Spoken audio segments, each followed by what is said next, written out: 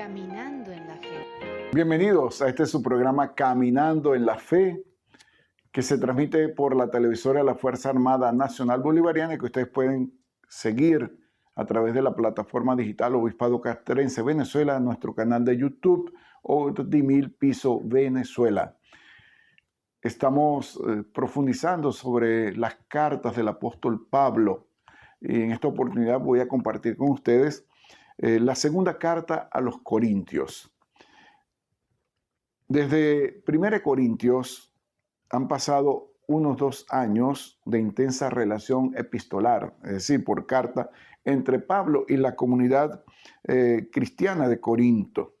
Pablo visitó Corinto por primera vez hacia el año 50 después de Cristo, durante su segundo viaje misionero, como lo refiere en Hechos 18:11.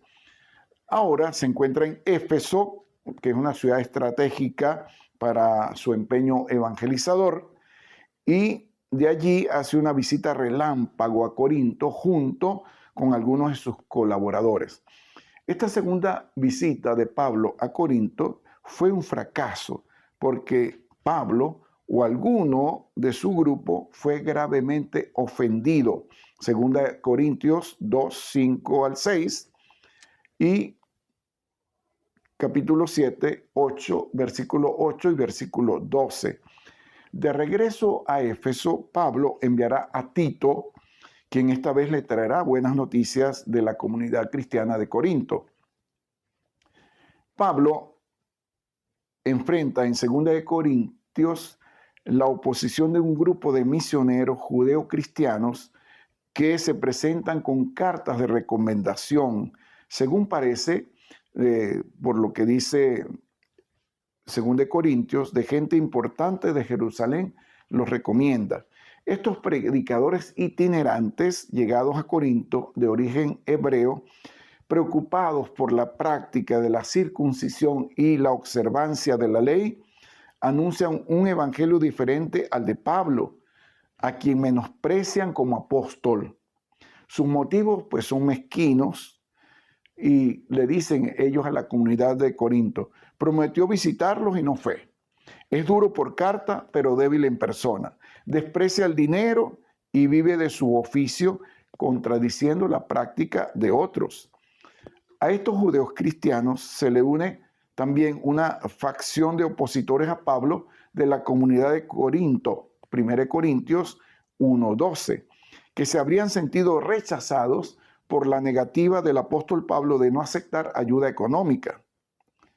Ahora bien, ¿qué dice Pablo?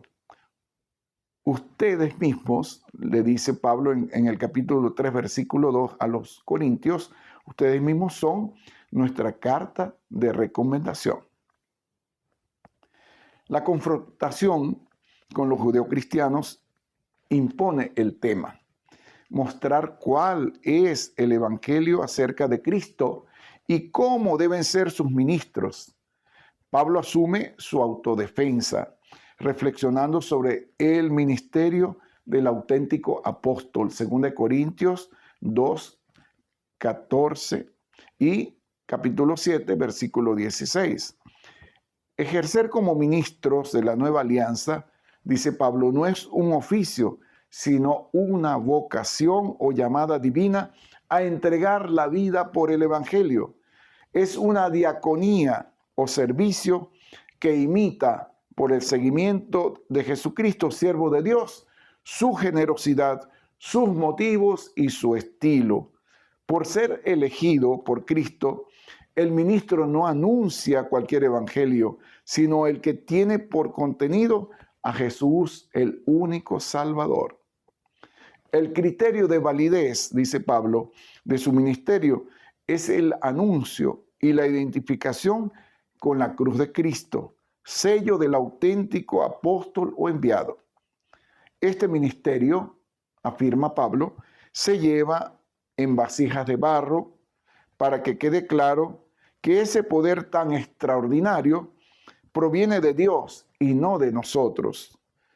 Con un tono más amenazante, Pablo vuelve sobre este tema en la llamada Carta de las Lágrimas, 2 Corintios 10, del 1 al 13.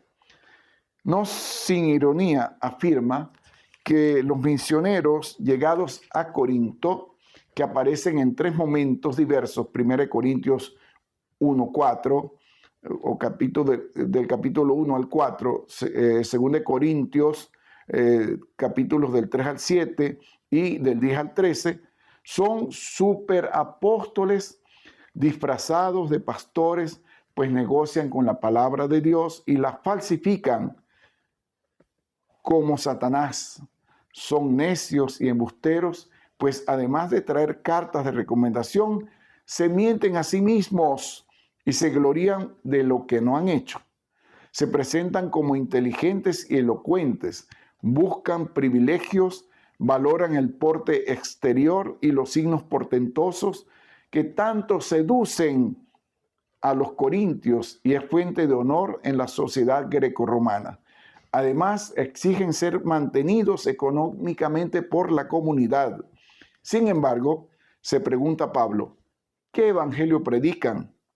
¿Por qué necesitan cartas de recomendación? ¿Han sufrido por el Señor? ¿Se desviven por la comunidad?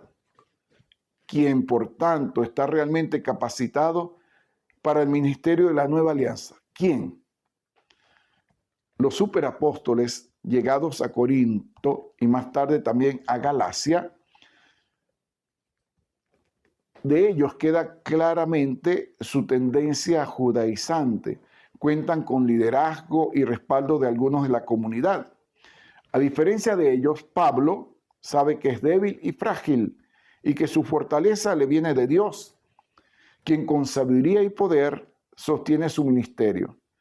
Empleando como argumento la debilidad del enviado, Pablo demuestra que el ministro de la nueva alianza es frágil y caduco, para que quede de manifiesto que el evangelizador no es más que un vehículo de la fuerza de la gracia que viene de Dios.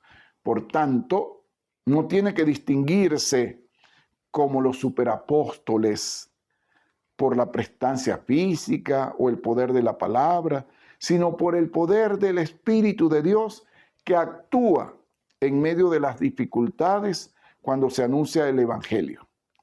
Y aunque su cuerpo se desgaste día a día en las cosas del Señor, perdiendo sus bríos y su juventud, con más vigor actúa en él la fuerza del Espíritu. Si en la debilidad de Cristo y en la locura de la cruz se reveló el poder salvador y reconciliador de Dios, así, sirviéndose de la debilidad de su ministro, Dios realiza el ministerio de la reconciliación. Por tanto, Pablo vive su debilidad como condición propia de su servicio misionero y por lo mismo no puede menos que gloriarse de ella, pues mientras más débil es, con más fuerza se manifiesta el poder salvador de Dios. Ya regresamos con su programa Caminando en la Fe, con este interesante tema de la segunda carta a los Corintios.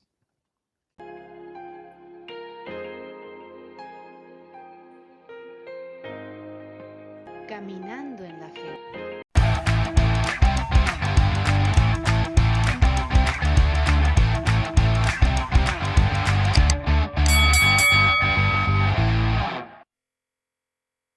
Regresamos con su programa Caminando en la Fe, que se transmite a través de la televisora de la Fuerza Armada Nacional Bolivariana y que ustedes pueden seguir en nuestra plataforma digital Obispado Castrense Venezuela y nuestro canal de YouTube Ordimil Piso Venezuela.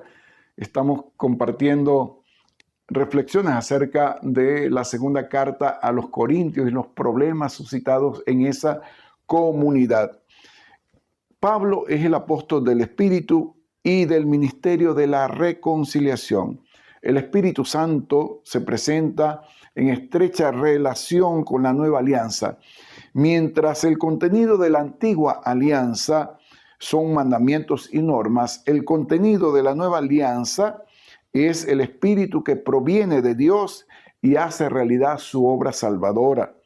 La letra para Pablo es camino superado, cuya finalidad fue dar a conocer la voluntad de Dios. La letra sola mata, pues señala dónde está el pecado, haciendo posible la sentencia condenatoria, pero no tiene capacidad de purificarlo. Lo expresa Pablo en Gálatas 3:10. El Espíritu, en cambio, vivifica, pues libera del pecado y conduce al conocimiento de Dios y de su voluntad. No se trata ahora, enseña Pablo, de normas externas para nosotros, sino del don de Dios, de su Espíritu, que actúa en nosotros, según de Corintios 13:4. El Espíritu impulsa a anunciar al Señor resucitado. El apostolado es un ministerio propio del Espíritu, según de Corintios 3:8, porque la libertad, la sabiduría y la fuerza para predicar el Evangelio provienen de Él. De otro modo, dada la extrema debilidad del misionero ante tamaña tarea, es imposible su realización. También el Espíritu, o del Espíritu, provienen tanto los signos que acompañan al misionero. Romanos 15, 18 al 19, 1 Tesalonicenses 1, del 4 al 6. ¿Cuáles son esos signos? La conversión de los corazones. Sin la acción del Espíritu no existiría el servicio de anunciar el Evangelio. Lo que el ministro anuncia y realiza por mediación del Espíritu es la salvación. Esto es la reconciliación y la santificación conseguida por Cristo en la cruz. Según de Corintios 5, 18 al 21. La reconciliación es la total transformación de las relaciones. La enemistad con Dios y con los demás deja paso a las relaciones de comunión, porque Dios en Cristo nos regaló la condición de hijos e hijas de Dios y de hermanos unos de otros. El rito de reconciliación o apaciguamiento entre partes practicado en aquel tiempo, Pablo lo presenta de un modo del todo original. El ofendido, Dios, tuvo la iniciativa de la reconciliación y salió al encuentro del ofensor, la humanidad, nada menos que ofreciendo a su mismo Hijo como garante de comunión. La asamblea realizada hacia el año 48 después de Cristo en Jerusalén, allí los apóstoles le pidieron a Pablo que organizara una colecta en beneficio de los pobres de la ciudad santa. Y desde entonces Pablo se dedicó a dicha misión y designó a Tito para que colabore. Esta colecta, también llamada servicio sagrado, es manifestación concreta de la comunión que la reconciliación de Cristo hace posible. Así, comunidades muy diversas intercambiaban sus dones, pues eran cristianos venidos del mundo pagano, sin grandes recursos materiales. Sin embargo, comparten sus pocos bienes con los judeocristianos que se encuentran en necesidad, los cuales a su vez han compartido sus bienes espirituales. El modelo es Cristo, que se hizo pobre siendo rico, para que ustedes por su pobreza se hicieran ricos. Dos problemas giran en torno a la colecta. Pablo es acusado por los predicadores judeocristianos de querer apropiarse de los dineros de la colecta, según de Corintios 8:20. En razón de la transparencia, les pide de inmediato a Tito y a dos hermanos escogidos por la comunidad, de probada virtud de estos dos hermanos, que gestionen la colecta y lo acompañen cuando la lleve a Jerusalén. Por otro lado, como no son buenas las relaciones entre los judeocristianos de Siria y pagano-cristianos de Grecia, no sabe si la colecta va a ser bien recibida por los destinatarios. Eso lo dicen en Romanos 15:31. Sin embargo, está convencido de que es un signo efectivo de comunión entre las iglesias, lo que redunda en oración de unos por otros. Así pues que la carta segunda a los Corintios, como hemos podido ver, escuchar en estas reflexiones, pues es muy compleja. No sabemos a ciencia cierta si se trata de una o de varias cartas paulinas recopiladas durante la estadía de Pablo en Éfeso. Recordemos que estando allí le traen esas alarmantes noticias sobre la comunidad cristiana de Corinto. Si se trata de la recopilación de cartas intercambiadas entre Pablo y su comunidad de Corinto, Timoteo, portador de 1 Corintios, le informa a Pablo que además de los antiguos problemas, se instalaron en la comunidad misioneros judeocristianos. Una serie de dificultades que Pablo pues aborda en esta segunda carta y que centra el mensaje sobre la presencia del Espíritu que por voluntad del Padre impulsa al Hijo a entregar su vida para la reconciliación de toda la humanidad. Entonces, esta segunda carta del apóstol Pablo a los Corintios tiene un estilo literario que se asemeja a la retórica jurídica propia de tribunales para determinar la inocencia o la culpabilidad de una persona frente a las acusaciones que le hacen. En este caso, el acusado es Pablo. Sus acusadores, judeocristianos y miembros de la comunidad de Corinto. La carta es su defensa. Su juez, Dios, quien lo absuelve porque es un auténtico ministro del Evangelio que imita en todo al Mesías crucificado y resucitado. Así pues que esta carta del apóstol Pablo para la lectura nos puede ayudar esta organización. La introducción que va del capítulo 1, versículos del 1 al 7, Pablo y la comunidad de Corinto, capítulo 1, versículo 8 y el capítulo 2, versículo 13. Pablo y el ministerio apostólico, lo describe él allí en el capítulo 2, versículo 14 hasta el capítulo 7, versículo 4. Pablo y una vez más la comunidad en Corinto, capítulo 7, del 5 al 16. La colecta a favor de los cristianos de Judea, capítulo 8, versículos del 1 al 9 y 15. Y la defensa del apóstol Pablo frente a los cristianos judaizantes, capítulo 10, del 1 al 13. Y la conclusión del capítulo 13, del versículos 11 al 13. Allí Pablo, en la introducción y la conclusión, pues da respuesta a situaciones concretas planteadas por la comunidad. En la primera y en la tercera sesión, Pablo se excusa por sus visitas fallidas a Corinto. Es posible que haya recibido fuertes críticas, por lo que se defiende mostrando su sinceridad, la coherencia y la alegría en su ministerio apostólico. En la segunda sesión, Pablo enfrenta la llegada a la comunidad de los judeocristianos de tendencia judaizante que lo denigran. En la cuarta sesión tiene por tema la colecta que organiza para ayudar a la iglesia necesitada de Judea. En la quinta sesión, luego de un rápido viaje apostólico, pues da él una defensa de su ministerio apostólico y lo hace con tal pasión intelectual y afectiva que retrata muy bien su carácter y estilo de pastor. Así pues que es interesante esta carta porque en nuestras comunidades también nos faltan las tensiones entre la autoridad, los diversos ministerios ejercidos en la iglesia y los liderazgos carismáticos. Y esta confrontación trae conflictos y marginaciones de personas y grupos dentro de nuestras comunidades.